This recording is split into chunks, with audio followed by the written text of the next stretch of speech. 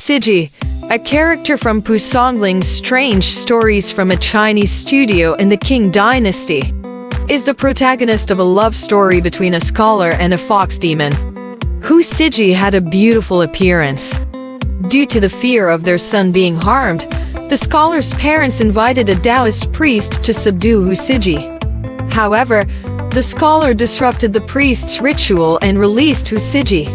Eventually, Hu Sijie attained the status of an immortal due to her love and gratitude towards the scholar. After the scholar's death, she guided him to become a ghostly immortal. Shang Shuke, a scholar from the Taishan region, lived alone. On an autumn night with a clear starry sky and a bright moon, Shang Shuke was wandering among the shadows of the trees, lost in his thoughts. Suddenly, a woman climbed over a low wall and said with a smile, "Scholar, lost in such deep contemplation, what are you thinking about?"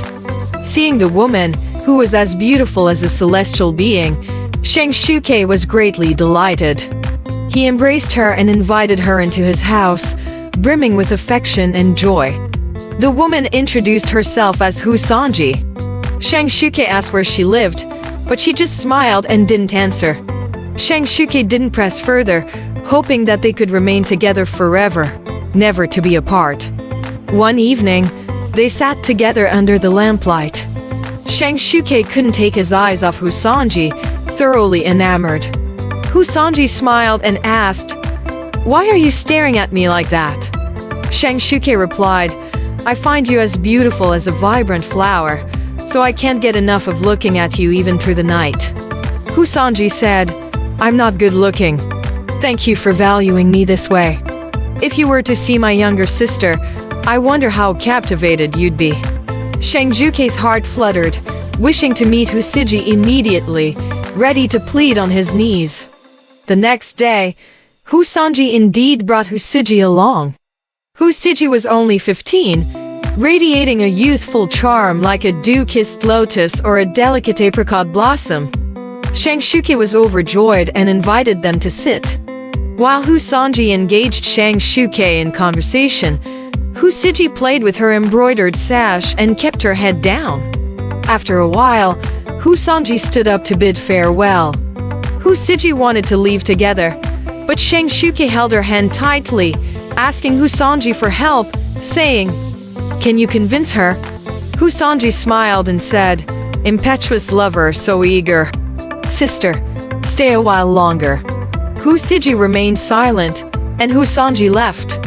Shang Shuke and Hu Sijie spent time together in joy, revealing their life stories and confiding in each other. Hu Sijie revealed that she was a fox spirit. Shang Shuke was still enamored by her beauty and didn't blame her. Grateful, Hu Sijie told Shang Shuke, "My sister is very malicious and has already killed 3 people. Under her influence, no one survives. Since you love me so much, I can't bear to see you die. You must sever ties with her." Fearful, Shang Shuke asked what he should do. Hu Sijie said, "Though I am a fox spirit, I have acquired genuine Taoist techniques. I can write a talisman and affix it to your bedroom door. This way, my sister will retreat."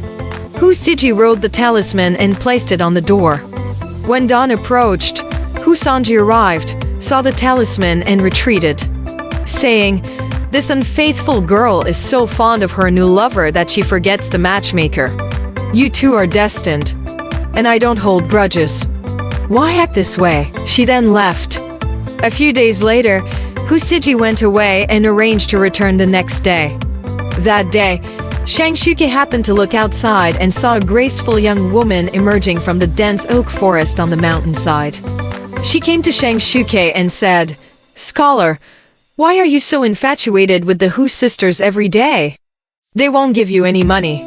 She then handed Shang Shuke a coin and said, "Take this first, buy some good wine, and I'll bring some side dishes to enjoy together."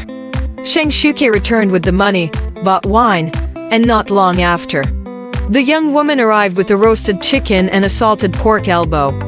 They enjoyed food, drink, laughter, and pleasure. Eventually, they put out the candles and engaged in passionate activities. They rose as the sun appeared. Just as they were about to put on their shoes, they heard footsteps. Before they knew it, the person had entered, drawn back the bed curtains. It was the Hu sisters. The young woman panicked and fled, not even putting on her shoes.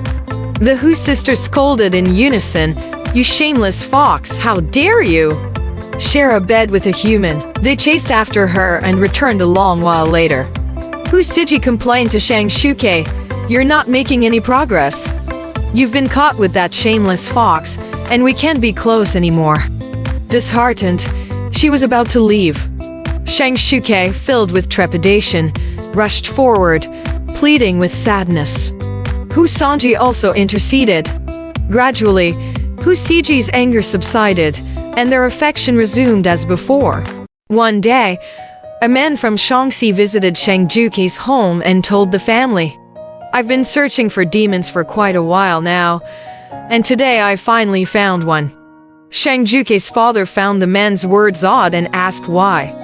The man from Shaanxi explained, "I often roam the mountains and rivers, spending 8 or 9 months away from home every year.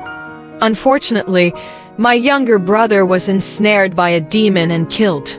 When I returned home, I was filled with sorrow and anger. I vowed to find the demon and eliminate it.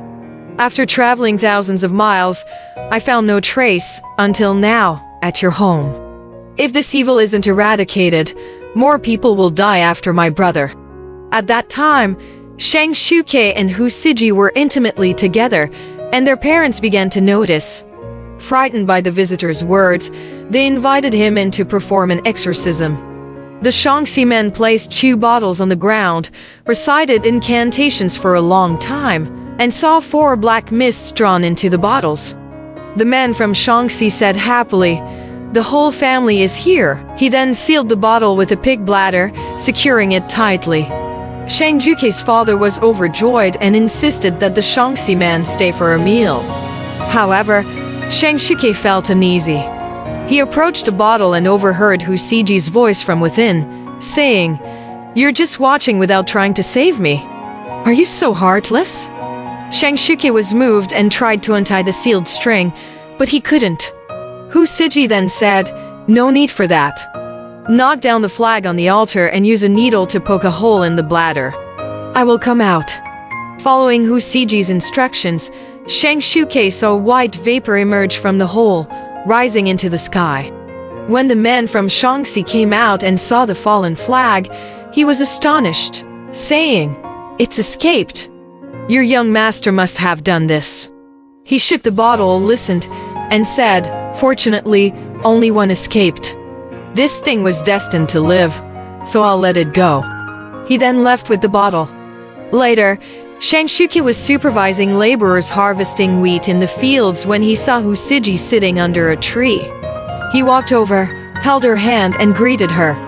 Hu Sijie said, "It's been 10 cycles of spring and autumn since we parted.